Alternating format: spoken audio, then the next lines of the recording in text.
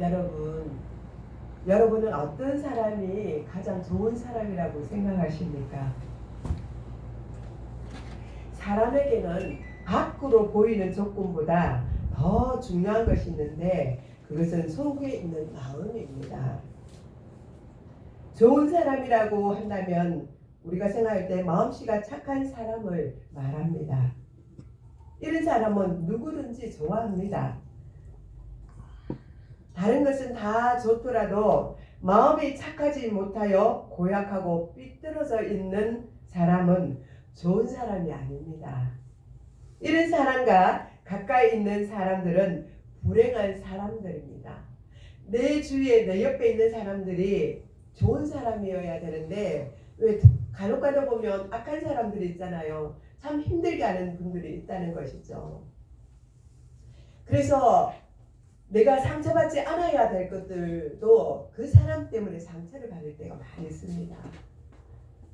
그래서 마음 아파하고 힘들어하고 그럴 때가 있습니다. 그럴 때는 잠시 그분과 떨어져 있는 것이 우리에게 유익이라고 말씀하는 것입니다.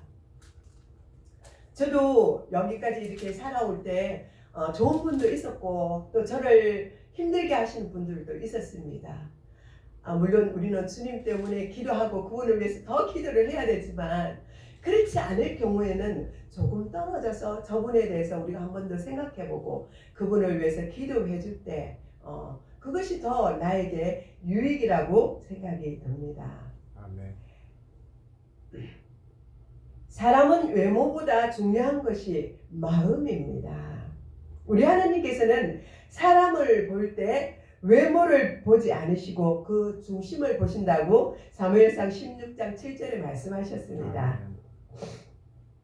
그렇지만 많은 사람들은 인물이 잘났다든지 학벌이 좋다든지 그죠? 재산이 많다든지 앞으로 꿈과 비전이 있다든지 외부로 보이는 것들을 보고 사람을 평가합니다. 그래 마음이 삐뚤어지면 다른 것들이 좋아 보여도 다 쓸모가 없는 것입니다.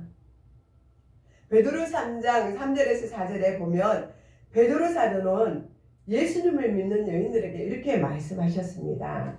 너희의 단장은 머리를 꾸미고 금을 차고 아름다운 옷을 입는 외모로 하지 말고 오직 마음에 숨은 사람을 온유하고 안정한 심령에 썩지 아니할 것으로 하라. 이는 하나님 앞에 값진 것이라고 이렇게 말씀하셨습니다. 또 잠언 23장 7절에 보니까 대저 그 마음이 어떠하면 그 위인도 그러한즉 그가 내게 먹고 마시라 할지라도 그의 마음은 너와 함께 하지 아니함이라고 이렇게 말씀하고 있습니다. 다시 말해서 그 사람 속에 어떤 마음을 가지고 있는지를 보면 그 사람의 됨됨이를 알 수 있다는 것입니다. 사람은 평소에 어떤 마음을 가지고 있는지에 따라서 그 모습이 달라집니다. 물론 외모로 다 풍기는 것이 다는 아닙니다. 외모로 굉장히 깔끔하고 심플하고 저분 참 괜찮다 우리 이렇게 생각할 때도 많습니다. 그런데 얼마 동안 같이 지내보고 그 사람과 사귀어보고 그 시간이 흐른 뒤에 보면은 그 사람의 속에 있는 것들이 나온다는 말이죠. 그 사람의 보지 못해 우리가 좋아하지 않는 그런 행동들이 그 사람의 품위에서 나온다는 것입니다. 이거는 어쩔 수가 없어요. 그래서 하나님은 외모를 취하지 말라는 것입니다. 그 중심을 보라는 것입니다. 하나님께서 다윗에게도 그랬잖아요. 그죠? 중심을 본다고 했지 않았습니까? 그런 것 같이 저와 여러분도 이 중심이 깨끗하여서 하나님이 보시기에 아름다운 그런 분들이 되시고 또 외모도 그저 깨끗하게 보여서 마음과 외모가 같은 일치를 해서 정말 하나님 앞에 아름답게 쓰이는 여러분 되시길 바랍니다. 아멘. 좋은 사람은 좋은 마음을 가지고 착한 생각을 하면 좋은 사람이 되나 나쁜 생각을 품고 악한 생각을 하면 그 사람은 나쁜 사람이 된다고 말합니다. 따라서 악한 마음을 품고 악한 생각을 하는 사람은 자연히 악한 사람이 되어가지고 겸손한 마음을 가지고 살면 그 사람은 겸손해지는 사람이 됩니다. 교만한 마음을 가진 사람은 교만해집니다. 사랑하는 마음을 가진 사람은 사랑이 풍성한 사람이 되고, 위로하는 마음을 가진 사람은 마음이 고약해진다고 말합니다. 또 경건한 마음을 가진 사람은 경건한 사람이 되고, 너그러운 마음과 용서의 마음을 가지면 마음이 넓은 자가 된다고 말씀하고 있습니다. 그러므로 우리가 평소에 어떤 마음을 가지고 있는지가 아주 중요합니다. 이 세상이 골치가 아픈 이유는 이 세상이 삐뚤어지고 마음이 고역한 사람들이 많이 있기 때문입니다. 예수를 믿는 사람들은 반드시 이런 마음을 고쳐서 성령의 충만한 삶을 살아가야 될 줄 믿습니다. 아멘. 우리는 옛날을 비유하면 우리가 얼마나 잘 먹고 잘 입고 잘 사는지 몰라요. 우리 어릴 때를 한번 생각해 보시기 바랍니다. 정말 가난한 시대였지 않습니까? 저보다 여러분이 연배시니까 더 그럴 수도 있겠습니다. 그런 생각을 하면서 살아갈 때 지금 우리 현세를 볼 때 우리는 정말로 그죠? 가난하지 않아요. 배고프지 않아요. 먹는 것이 넘쳐가지고 쓰레기통에 갖다 버려요. 이런 시대에 우리는 살아가고 있습니다.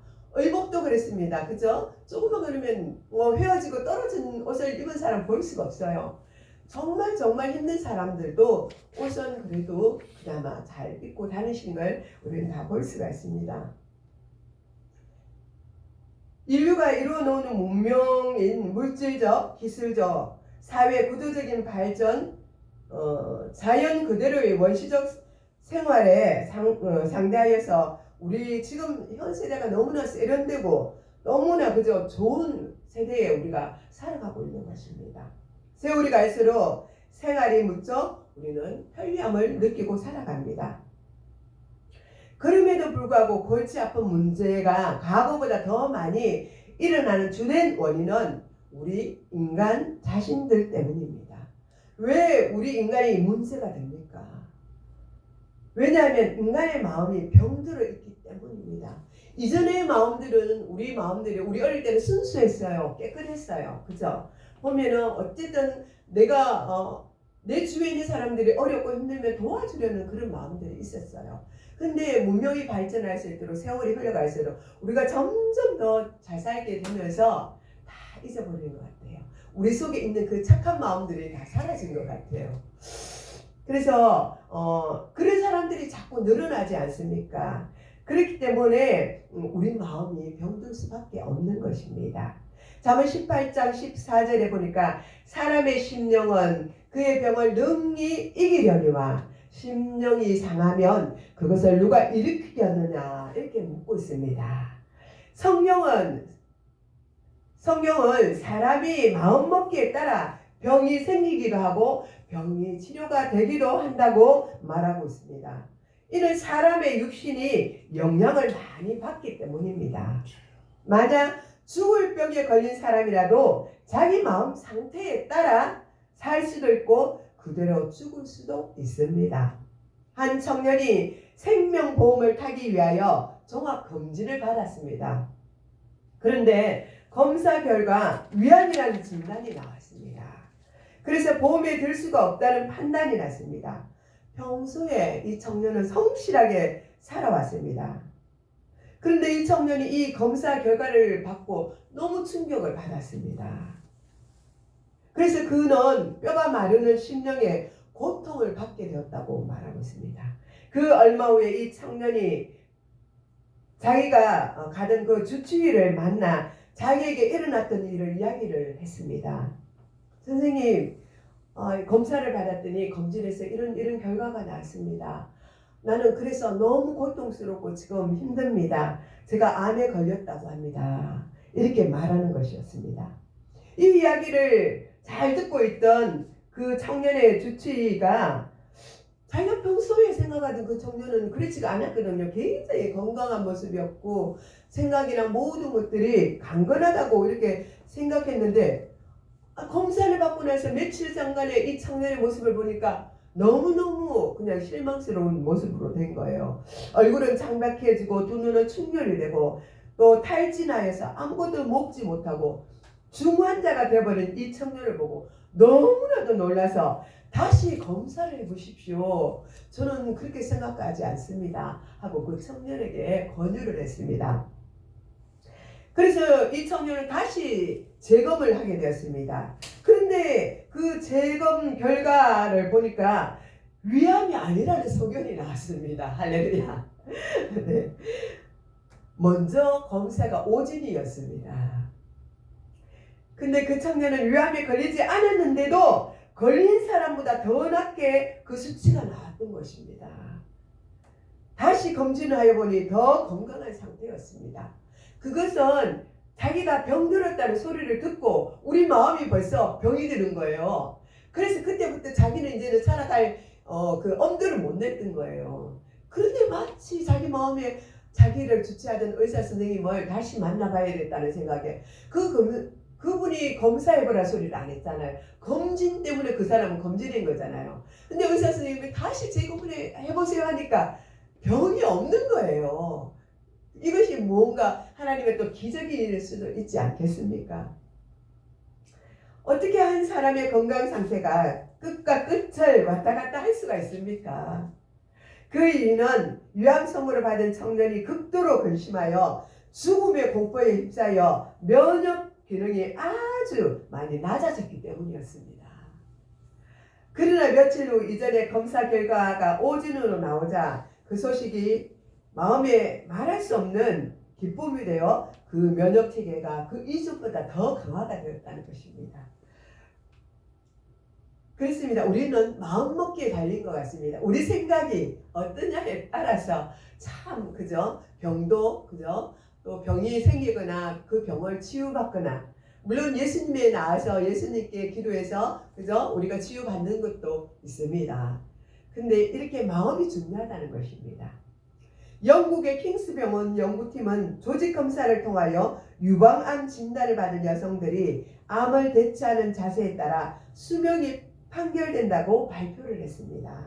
암을 진단받고 죽음을 숙명적으로 받아들인 80%가 5년 내에 죽는 데 반해 암과 싸우려는 의지를 가지고 있는 여성 90%는 5년 이상 생존했다는 놀라운 결과가 나왔습니다. 그러므로 우리 자신이 어떤 생각과 마음을 가지고 있느냐에 따라 생명의 기간이 달라집니다. 아멘. 우리 예수님께서도 수많은 병자들을 치료하시고 내 믿음이 너를 구원하여느니라 마가복음 10장 52절에 말씀하셨습니다. 또 내 믿음대로 될지어다 마태복음 8장 13절에 말씀하셨습니다. 믿음대로 되는 것입니다. 우리는 믿음을 가진 자들입니다. 아멘. 그래서 믿음으로 주님 앞에 찾고 구하는 자에게 우리가 찾게 될 줄 믿습니다. 아멘. 현대인의 정신병 중에 건강염려증이 있습니다. 이 병에 걸리면 스스로 중병에 걸렸다고 생각하게 됩니다. 이런 사람은 이 병원 저 병원에 열심히 찾아다니며 온갖 약을 다 써보지만 그리고 또 검사를 해보지만 처음에는 정확한 변명을 찾아낼 수도 없습니다.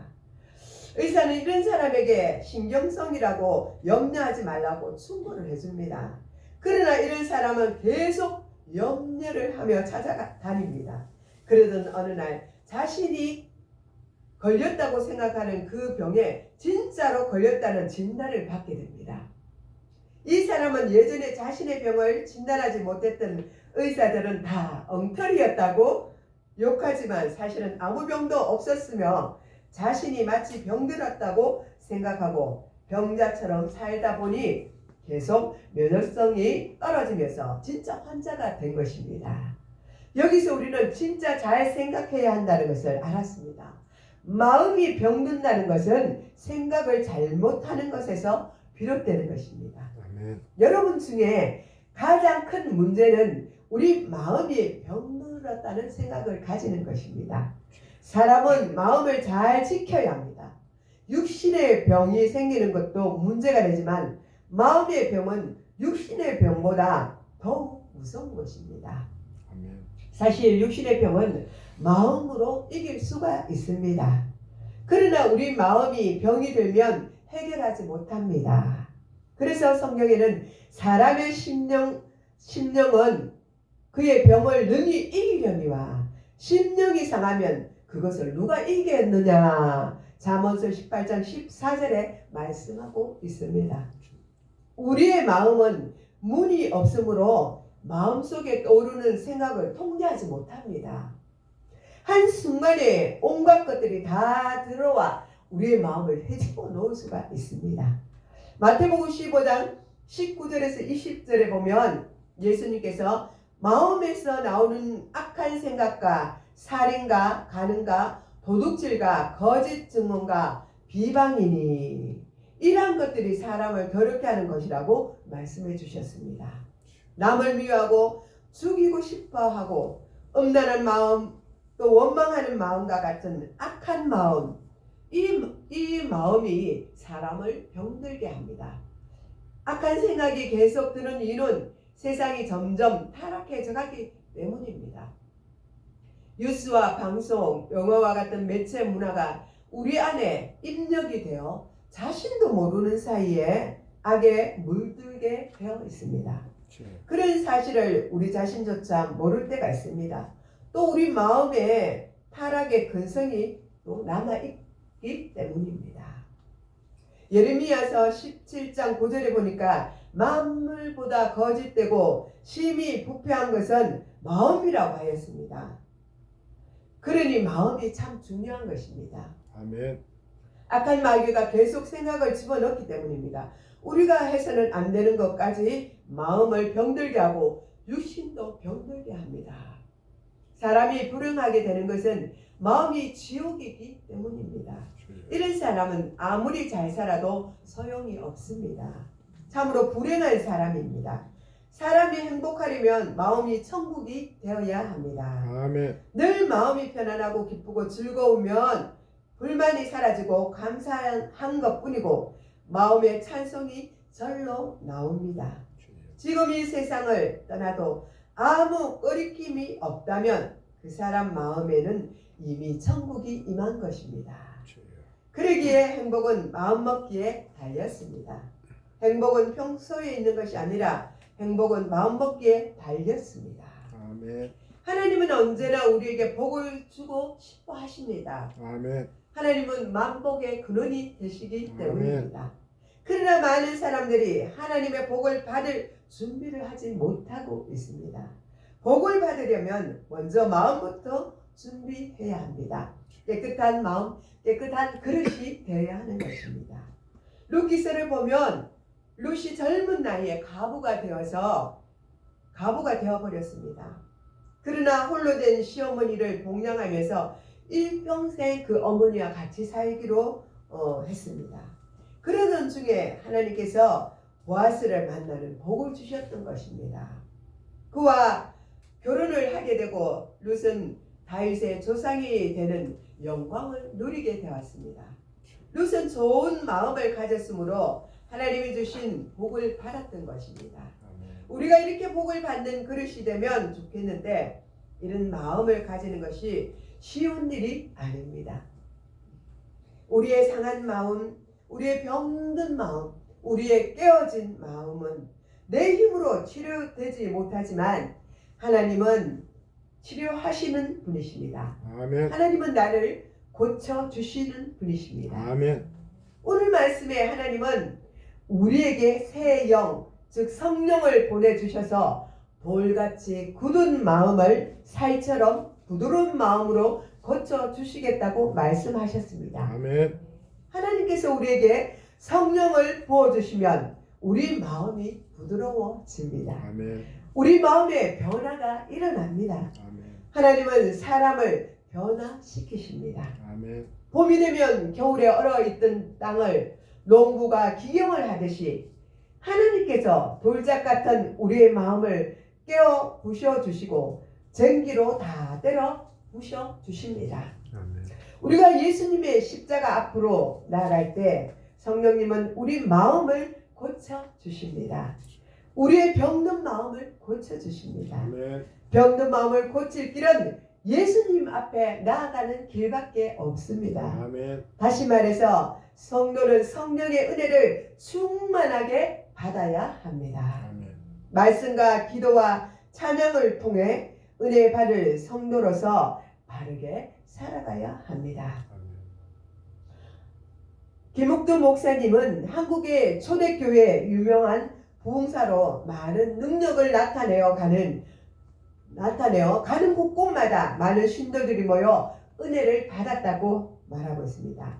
그는 황해도 신천 출신으로 믿기 전에는 술을 아주 많이 먹고 또 방탕하고 욕도 잘하고 싸움도 잘하는 그런 소문난 불량자로서 깡패였다고 깡패로서 누구나 그를 상대하기를 꺼려하였다고 합니다.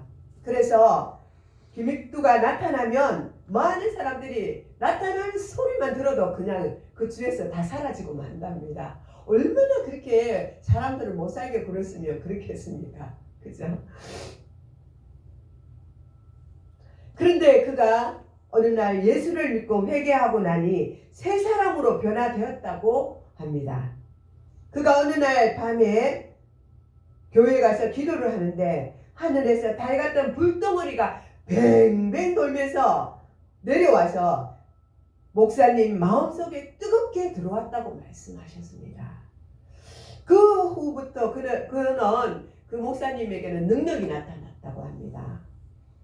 사복음서에서 사도행전을 보다가 예수님과 제자들이 병 고친 말씀에 마음이 뜨거워서 깊이 묵상하였다고 합니다. 그런 묵상이 들어왔다고 합니다. 그래서 그때부터 목사님은 정말 능력이 있는 그런 목사님들로 사용되었던 것입니다. 오늘날 과학이 발달하여 이적을 부인하는 시대가 되었는데 지금도 옛날 베드로나 바울같이 예수의 이름으로 병을 낫는다 했다면 나도 할 수 있다는 확신이 들었다고 그분이 말씀하고 있습니다. 그러던 어느 날 하루는 어느 골목길을 걸어가는데 손을 땅 짚고 네 발로 걸음질을 하는 안전뱅이를 보게 됐다고 합니다. 그래서 그는 호기심이 생겼대요. 저만 해도 예수의 이름으로 명령을 하면 저 안전뱅이가 일어날까 하는 그 마음속에 들어왔다고 합니다. 앞뒤를 살펴보니까 마치 사람이 없었다고 합니다. 사람이 있었으면 아마 부끄러워서 안 했을 것 같아요. 그런데 둘러보니까 사람이 없었대요. 그래서 그는 그 목사님을 시험할 좋은 기회라는 생각이 들었답니다.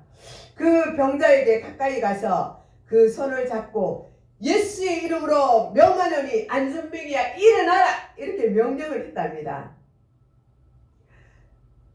그렇게 그는 소리를 질렀다고 합니다.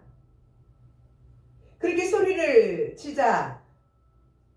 치고 잡아 당겼더니 일어날 리가 없었다는 것입니다.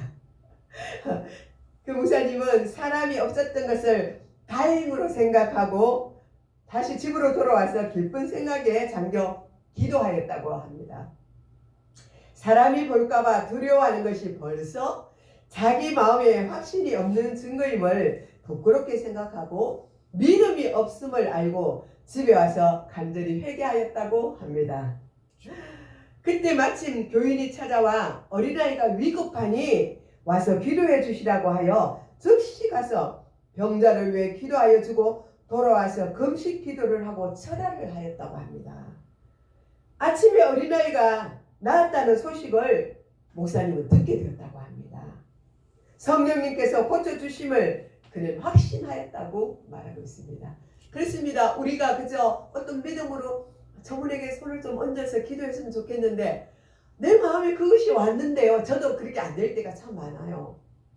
내가 가서 기도를 좀 해드리면 또 함께 합심해서 기도를 하면 저분이 치료가 될 수 있을 것 같은데 근데 주위에 보니까 사람이 있고 내가 만약 가서 손을 얹으면 저 사람이 낫지 않으면 얼마나 부끄러울까. 그 창피한 마음이 먼저 들어오는 것이죠. 그런데 어떻게 하나님의 역사가 일어나겠습니까? 김욱두 목사님도 이와 같았다는 것이에요. 그리고 그는 다시 회개하고 나서 다시 믿음으로 그죠? 그 어린아이가 왔을 때, 기도했을 때, 나왔을 때, 확신이 있어야 되고, 믿음으로 기도를 할 때 놀라운 일들이 일어났다는 것을 그분이 알게 되었다는 것입니다. 아멘. 그는 깡패였으나 은혜를 받고 성령 충만함을 받고 변하여 훌륭한 목사님이 되었습니다. 은혜를 받아야 하나님을 기쁘게 하여 드릴 수가 있는 것입니다. 성도들이 은혜를 받으려면 먼저 마음문을 활짝 열어야 합니다. 아멘. 설교를 들을 태도가 달라져야 합니다. 태도가 그 사람을 결정한다는 송신대 교수님의 말씀이 생각납니다. 그분이 설교하실 때 그랬거든요. 사역자로서의 태도가 분명하고 밝으면, 정말 확실하면 하나님이 능력 주신다. 학생들이 나가서 이제는 사역을 해야 될 텐데 그 태도가 분명함에 있어서 그렇게 확신을 갖고 나가서 하나님의 말씀을 증거하면 하나님께서 분명히 여러분을 사용하실 것입니다. 이렇게 말씀하셨거든요. 그런데도 우리는 사람의 마음이 있지 않습니까? 그런 마음을 우리가 다 버려야 돼. 그 마음을 가지려면 우리가 얼마나 기도해야 되고, 또 성령님 앞에 간구를 해야 되고, 성령님께 우리 마음을 의탁해야 된다는 것입니다. 아멘. 성도들이 은혜를 받으려면 먼저 마음을 활짝 열고 설교를 듣는 그 태도가 달라야 합니다. 그리고 사모하는 마음을 가져야 합니다. 사모하는 영혼에게 만족을 주시며 줄인 영혼에게 좋은 것을 채워주시겠다고 시편 107편 9절에 말씀하고 있습니다. 아멘. 겸손한 마음을 우리는 가져야 합니다. 하나님은 겸손한 자에게 은혜를 베푸십니다. 아멘. 어린아이 같이 자신을 낮추는 자에게 하나님은 은혜를 내려주십니다. 은혜를 받으려면 회개를 하고 깨달아야 합니다. 마음을 잘 지켜서 마음의 천국을 이루시는 여러분 되시기를 바랍니다. 아멘. 기도하겠습니다. 하나님 아버지 감사드립니다. 정말 우리 속에는 어린아이와 같은 그런 아버지의 참 순수함이 있을 수 있도록 하나님 아버지 허락하여 주시옵소서. 날마다 우리가 주님 말씀으로 통해서 우리가 깨달음을 받지만 우리의 삶에 나가서는 여전히 세상 사람과 똑같은 생각과 마음으로 살아갈 때가 많이 있습니다. 주님 우리를 불쌍히 여겨주시고 긍휼히 여겨 주옵소서. 아멘. 날마다 우리는 성령의 충만함을 받아 믿음의 신실한 자들을 본받아서 또 그 믿음으로 우리가 살아갈 수 있도록 인도하여 주옵소서. 그래서 하나님 아버지 앞에 기쁘고 자랑스러운 그런 자녀들이 되게 하여 주옵소서. 감사를 드렸고 예수님의 이름으로 축복하며 기도드리옵나이다. 아멘.